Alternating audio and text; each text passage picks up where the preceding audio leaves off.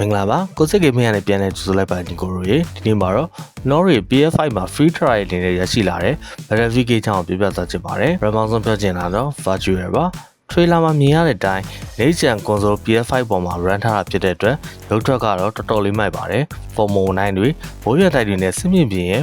ဗယံမနာဖြစ်မှုကိုလည်းကောင်းကောင်းခံစားရပါတယ် Cinematic နဲ့ gameplay ရောထားရဲဆိုပေမဲ့လက်တွေ့ဆော့တဲ့အခါမှာလည်းဒီလိုမျိုး action ကိုရရှိမှာဖြစ်ပါတယ် gameplay ပိုင်းမှာတော့ Battlefield စစ်စစ်ခွေးသက်ဖြစ်တဲ့လေယာဉ်တွေတင်ကားတွေနဲ့ခြေလင်းတပ်သားတွေရဲ့တိုက်ပွဲကိုပြေဝခံစားရမှာပါရင်တော့ launch လောက်ကစားမှာဘက်တွေအများကြီးပါလို့ဝေဖန်ခံရပေမဲ့အခုချိန်မှာတော့ season update တွေအများကြီးလုပ်ပြီးတော်တော်လေးကိုတည်ငြိမ်လာပြီဖြစ်ပါတယ် class system တွေလည်းပြန်ပါလာပြီဆိုတော့တင်းဝါနဲ့ဆော့ရတာပိုကောင်းလာပါတယ်အခု BF5 မှာ free trial ပေးထားရဲဆိုတော့ဝယ်မဆော့ခင်စမ်းကြည့်ဖို့အကောင်းဆုံးချိန်ပါပဲသူသဖြင့်ကိုယ်ဆက်နဲ့အဆင်ပြေပြေကိုကြိုက်တဲ့ gameplay ပုံစံမျိုးဟုတ်မဟုတ်ကိုပတ်သက်မကုန်ပဲစမ်းလို့ရတာအားသာချက်တစ်ခုပါအတူတူပြောရရင်တော့ Battlefield 6ဟာစားထွက်တုန်းကတည်းအများကြီးတိုးတက်လာတဲ့ game တစ်ခုဖြစ်ပါတယ်စစ်မြေပြင်အရှင်ချမ်းသားတွေကိုကြိုက်တဲ့သူတွေဆိုရင်တော့ဒီ free trial လေးကိုလက်မလွတ်သင့်ပါဘူးဗျာကဲ game ချစ်သူညီကိုတို့ရေဒီ game ကိုစမ်းစော့ကြည့်ပြီလားဘယ်လိုထင်လဲဆိုတာ comment မှာဝင်အောင်ဆွေးနွေးသွားကြပါဦးဗျာနောက်ထပ် game ကြောင်းတွေကိုလည်းစဉ်းစားမပြတ်တင်ဆက်ပေးသွားမှာဖြစ်လို့ကျွန်တော်ရဲ့ channel လေးကိုလည်း like and subscribe လုပ်ထားပြီးလို့မေးပါနဲ့ဦးနော် see you in the next